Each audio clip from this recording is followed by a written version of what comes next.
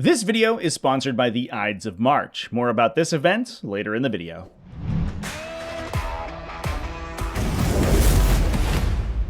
What's up, folks? Welcome back to TacticalTortoise. My name is Trevi, and it's time for another episode of the best armies in Warhammer 40k. This is the weekly video series where we go through undefeated lists, or in this case, lists with a bunch of wins on their record, from large events in the past week and talk about what makes them tick. And today is going to be a relatively short one because between the recent update throwing a wrench in the plans of many a GT attendee or event runner, and the upcoming holidays putting a lot of time constraints on players and meaning that large events at this time are a little difficult to run, we actually only have a single event to discuss. So what we're going to be doing is a bit of a deep dive into players that topped this event. But before we get into it, I want to throw a big thanks out to everyone who supports Tactical Tortoise, whether that's over on our YouTube channel membership or as a Twitch subscriber or over on my Patreon at patreon.com/TacticalTortoise. All you people are amazing. And if you want to support the series and the channel free of charge, you can also do that by doing some algorithm stuff, subscribing to the channel, liking the video, commenting down below which of your favorite lists this week is. Any of those I would really appreciate. Now, the event that we're going to be discussing today is the Winter Slaughter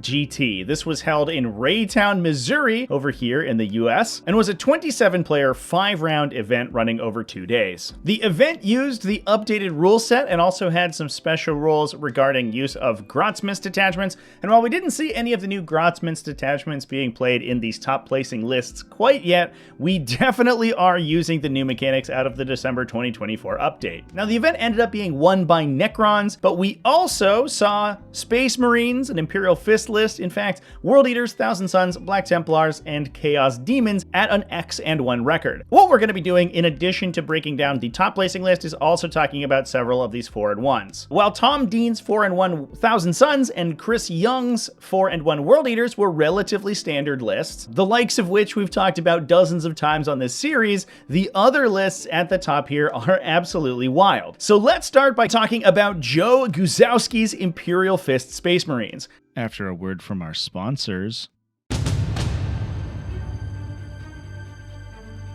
The Ides of March are approaching, and you should beware of missing the Ides of March GT held by Treasure Trove Keep on March 8th through 9th, 2025. This is the second year that the Ides of March Grand Tournament will be running, and if you are just hearing about it for the first time ever, it is a 100-player GT held up in Rockport, Maine. The event is held at the Samoset Resort, an absolutely gorgeous location, taken from me as someone who was there last year. Oh my god. The location is incredible. You get wonderful views and beautiful weather while you're playing some Warhammer 40k. In addition to a 5-round Warhammer 40k GT, there is also a 100-player AOS event if you're more of a fantasy connoisseur. There is also the Ides of March Golden Brush painting competition that is judged by none other than Goobertown Hobbies. So if you don't want to be a goober yourself, you should head on over to treasuretrovekeep.com/Ides of March 2025 and go get yourself a ticket. I'll also be there at the event live streaming, so you can catch coverage of it here on the channel, but really I would rather see you on camera in person at the tournament. So get your tickets today and I'll see you there. Now, Joe did end up going down only in the final round, getting all the way to the finals with this insane Space Marine brew. This was a Firestorm Assault Force detachment, and it was out of Imperial Fists. We had both Darnath Lysander and Torgaradon being played in the list, so definitely on theme for the faction. Now, this was also taking advantage of the new and improved Oaths of Moment that Imperial Fists and other compliant Space Marine chapters get access to. They're now +1 to wound against their Oaths of Moment target, and this is definitely not the first time we'll be talking about this buff in this video. So starting off, we had an Apothecary Biologus as well as those 2 Imperial Fist characters, both Lysander and Torgaradon. Now, we didn't have an attachment option in the list at all for Lysander, and in fact, the detachment isn't using Lysander's special buff for Terminators and Assault Terminators, giving them an additional OC value. Instead, Lysander typically acts as a little bit of a solo operator. He has a once per game use of a 2+ invulnerable save and baked in deep strike in his Terminator armor. So he is able to teleport in or rapid ingress into awkward areas of the table where the other player may not be able to get access to him. He can perform actions and then become extremely sticky to kill in the crackback. And if they can't get to melee that turn, he can then start threatening them with his immense number of Thunderhammer attacks. This method of playing Lysander is actually very common in Imperial Fist, and while obviously it's rare that we see Imperial Fists doing well competitively, Darnath Lysander is definitely one of the big bonuses of playing the sub-faction. The other one, obviously, is Tor Garadon. This guy's profile is insane. The only downside to playing him is that you lock yourself out of non-compliant chapter abilities and characters out of chapters like Ultramarines. But Tor Garadon and Lysander both are huge benefits for locking yourself into the yellow armored boys. Tor is a Gravis armored character and is able to join other Gravis squads like Aggressors or Eradicators, and he brings some absolutely wild offensive profiles, including an Artificer Grav Gun, an 18-inch range anti-vehicle 2 weapon at strength 5 AP 1 2 damage, as well as the Hand of Defiance, his enormous relic power fist that hits at strength 12 AP 2 for 2 damage. However, those numbers are kind of deceiving because every time Tor hits a monster, vehicle, or fortification unit, he gains +2 strength, +2 armor penetration, and +2 damage, and that is on any attack. So he can also be firing 4 damage AP 3 anti-vehicle 2 grav gun shots, or swinging his Hand of Defiance at strength 14 AP 4 for 4 damage against any of those target units. And given that those are mostly the units that you want those big numbers against, this is huge for him. Now, there are units for both Tor Garadon and the Apothecary Biologist to join into. This includes a 6-model Aggressor squad with Boltstorm gauntlets and grenade launchers, as well as a 6-model Eradicator squad. Which of these characters jumps into either one of these units may be fairly flexible because they actually work pretty well in both. The Apothecary Biologist works well with the Eradicator's rerolls against vehicle units, and being able to shore up their relatively mediocre strength is a big deal for him. However, having lethal hits on a unit like Aggressors that fires so many times makes them better at punching up into higher toughness values. On the flip side, Lysander's Ignore Cover is great for both the Aggressors, who come in at relatively low AP to begin with, or Eradicator squads, which tend to shoot into big heavy targets. On the flip side, however, Tor also benefits enormously from joining the Eradicators themselves. Since their entire unit gets hit, wound, and damage rerolls against monsters and vehicles, Tor also benefits from that, so he's able to fire those enormous 4 damage, AP 3 Ignore Cover grav gun shots with rerolls on top of that, which makes him much more reliable against those big targets. So which of these characters joins into which of these units is probably up for debate, and it may depend literally on the matchup that the army's playing. We also saw a 6-model Blade Guard veteran squad, as well as a big Inceptor unit with Assault Bolters. We are in Firestorm Assault Force, so these guys are able to get bonus strength and potentially even wound bonuses. Although they can't deep strike within range to get their wound bonuses right off the bat, they do need to move up in order to do so. They can make those Assault Bolters absolutely sing. To protect against enemy Inceptor squads, we also have 3 Infiltrator squads, I think largely to keep off aggressive melee threats from the army and prevent enemies from being able to rapid ingress into solid positions to threaten the tank formation at the center of the list. Speaking of which, that was made up of 2 Repulsors and a Repulsor Executioner. Enough transport capacity to transport all 3 of these major infantry bricks. The Repulsors can both embark the Aggressor squad and the Eradicator squad, and the Repulsor Executioner can embark the Blade Guard veteran squad to protect all of these valuable heavy infantry. Now, these also get a huge benefit from Firestorm Assault Force. Either of the Repulsors embarking those large Gravis units is able to use Burning Vengeance when targeted by an attack, allowing the embarked unit, either a big Eradicator squad with attached character bonuses or an Aggressor squad with their twin-linked weapons, to hop out and fire back at that enemy. If they are then declared as the target of a charge, they can use the Repulsor ability to get back into the transport to protect themselves, meaning that engaging this army in this mid-range battle where it wants to be is incredibly difficult, because it always has the opportunity to counter-punch you and punish you for trying to move in and engage with these Repulsors. All of these mid-strength shooting is excellent with the +1 to wound from the new Space Marine bonus, and we have a bunch of both forward operators and deep strikers in the form of the Inceptor squad as well as Darnath Lysander, bystander who can jump in and score secondaries as well. This is an insanely creative list. It's so cool to see a Marine tank company that is focused around these rarely seen characters, as well as these cool unit combinations, rumbling up the table, being protected by its defensive infantry, like its infiltrators. And I could not be more excited that it saw success at the event. Now, it's also pretty cool that we talked about Imperial Fists here, because now we get to move over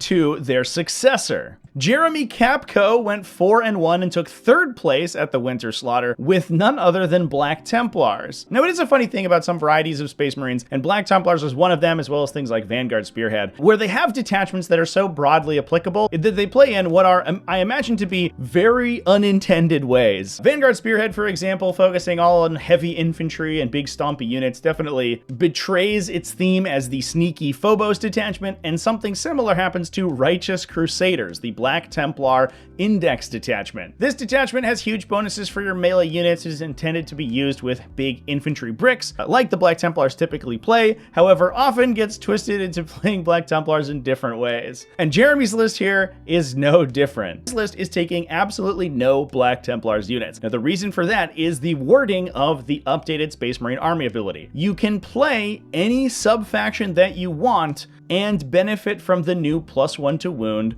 against your Oath of Moment target. The only thing that restricts that +1 to wound is if you include any chapter-specific units. So, for example, if we were to take High Marshal Helbrecht or Chaplain Grimaldus out of the Black Templars Index, your army would not gain +1 to wound. However, even if you play in a Black Templars detachment but refuse to take any Black Templars keyworded units, you can still get access to that. The reason that we're in Righteous Crusaders here is because we're going to be forcing an armored brick of dreadnoughts down our opponent's throat. And Righteous Crusaders, in addition to having some nice offensive buffs for melee units, also has a 6+ feel no pain army-wide as one of the vows it can swear. So with that, we have a Tech Marine supporting these vehicles, as well as an Ancient in Terminator armor equipped with 10 Hauser's Bones. As long as Uphold the Honor of the Emperor, the Templar vow that gives the army a feel no pain, is active, that's going to give the Terminator Ancient and his unit a 5+ feel no pain. Now, we have on top of that some utility units, including an Infiltrator squad and 2 units of 5 Jump Pack Assault Intercessors to go perform actions,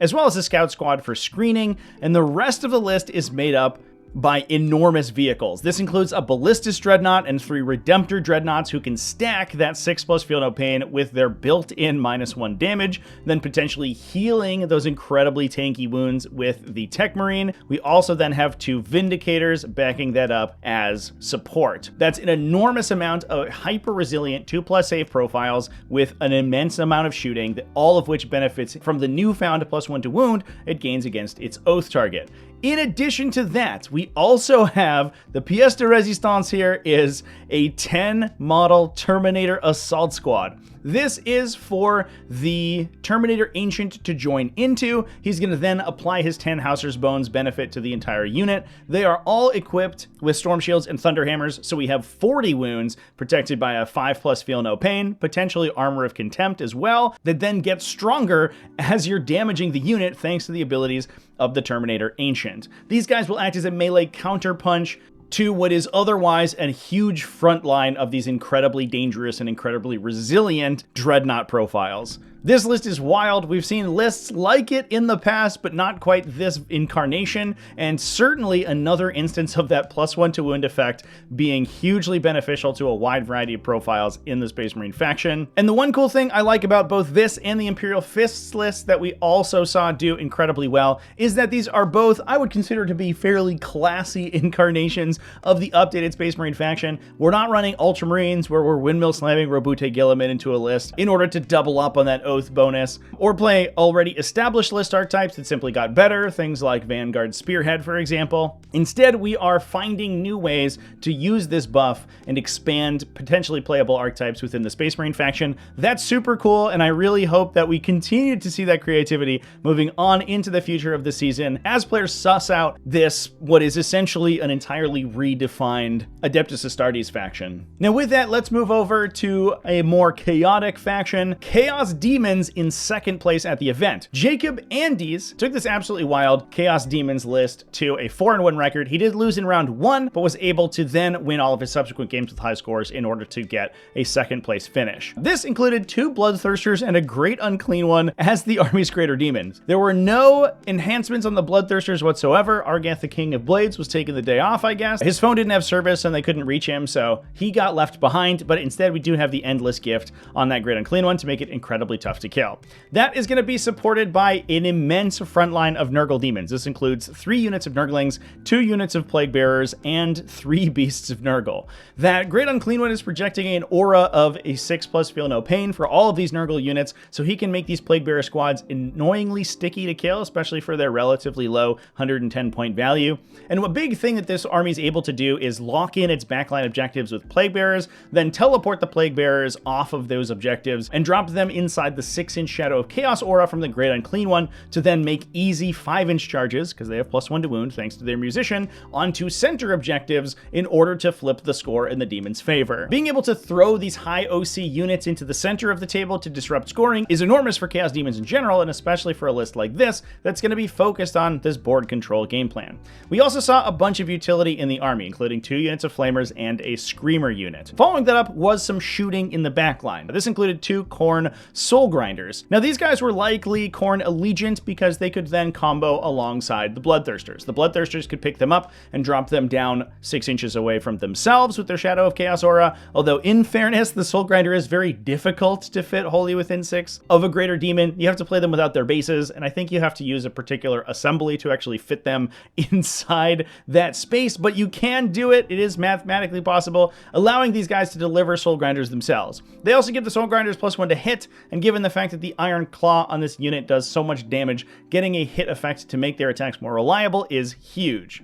They can play alongside these 2 Bloodthirsters who can act as a counterpunch for the Endless Gift Great Unclean One and the enormous number of Nurgle Demons, so we can create a front line of these very resilient, annoying to deal with Nurgle units that it can then be followed up by these big Bloodthirsters and Soul Grinders using redeployments and repositional effects to jump themselves around the table to attack the opponent's weak spot, or rapid ingressing in order to then warp surge and advance and charge and get deep into the opponent's backline. Well, this list is very different from any other Demons list that we typically see. I think it's going to play very similarly, but incredibly aggressively. The army is trying to disrupt control of the center of the table with these Nurgle units and then counterpunch you with these huge Khorne beatsticks, and it's been a while since we've seen Khorne do fairly well. They obviously have their new detachment out of the Grotsmith drops, which does look pretty good. So I'm excited to see how they do in the future, but in the interim, we have wild builds like these making these Bloodthirsters work. And with that, let's move on to our number 1 placer in the event, Ted Williamson and his Canoptic Court Necrons. Now, when I say that Necrons went undefeated at a tournament, I'm sure not a lot of people are too surprised. They are looking very strong right now, especially post-update, getting some side grades on their units, and also getting an enormously powerful detachment here. However, this variety of list is not one that we have seen for a really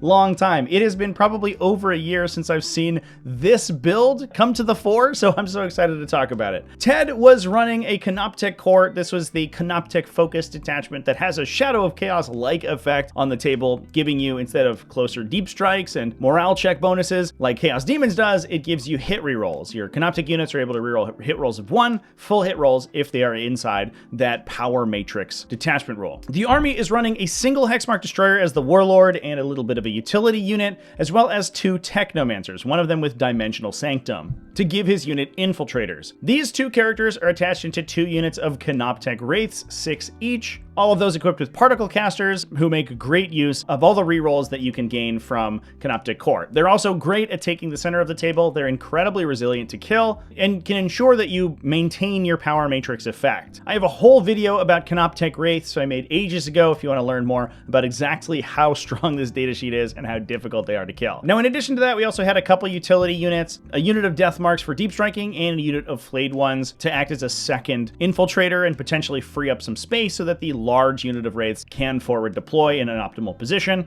We had some backline shooting from some Locust heavy destroyers, all of those equipped with Gauss Destructors for anti-tank shots. And interestingly, we also had a Tesseract Vault, Well, the Tesseract Vault doesn't have much explicit synergy with the Canoptek Court detachment, beyond being able to give it ignore cover using Solar Pulse. We are taking a bunch of defensive effects in the army that are gonna passively buff it. The fact that we're focusing pretty heavily on Cryptex and leaning on those guys to do a bunch of work means that we have extra repairs active to keep this thing topped up. The list also has Canoptek Spiders as well to protect it with a Feel No Pain. So it makes sense as a big shooting battery that can be very threatening. The army plays relatively aggressively with the Canoptek Wraiths pushing across the table to ensure you lock in your power matrix, and that allows the Tesseract Vault to maneuver a little more freely around the table than it would be in most other army varieties. Now, another part of that board control is the other part of the list here, and that are 18 Canoptek Scarab Swarms. Like I said, it's been a really long time since we've seen this unit on the table. Canoptek Scarab Swarms have absolutely immense synergy with this detachment. Oftentimes we also see them with some additional units like Illuminar Seraz to aggressively position the Cryptek buffs that the Scarab Swarms are meant to benefit from. However, this time we have those Technomancers in those super resilient Wraith units sitting in the center of the table in order to do that. So why exactly are Scarab Swarms so good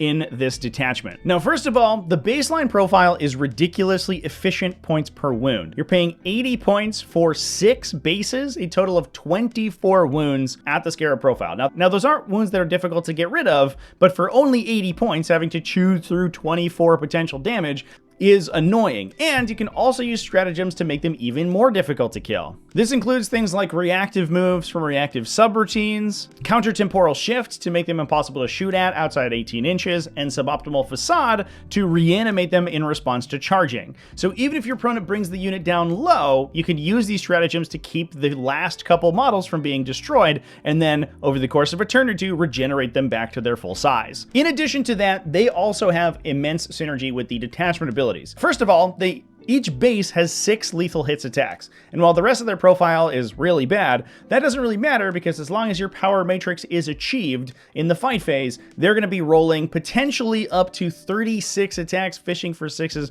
for their lethal hits, which is somewhere in the average of about 10 wounds forced on your opponent. That already is incredibly strong, but when you also factor in the fact that these guys are really fast at movement 10 and can also destroy themselves to do D3 mortal wounds to an enemy unit in engagement range with them, the damage from these things stacks up immensely, especially if you don't have amazing armor saves to begin with. These guys will fight a lot of other utility units, especially light infantry units that they may also gain some just natural wounds from, or even heavier units like demons that aren't protected by strong armor saves and really stack a bunch of damage on them, while being difficult to kill in return. The list also includes a unit of 2 Canoptek Spiders. These guys will also repair Scarab Swarms back to the unit by themselves, in addition to the Scarab Swarms reanimating normally. So even if you kill them down to a single model, you could potentially see the Spiders drop a model back, and then the reanimation protocols drop a model back, and the unit is suddenly back to half strength, even if you killed them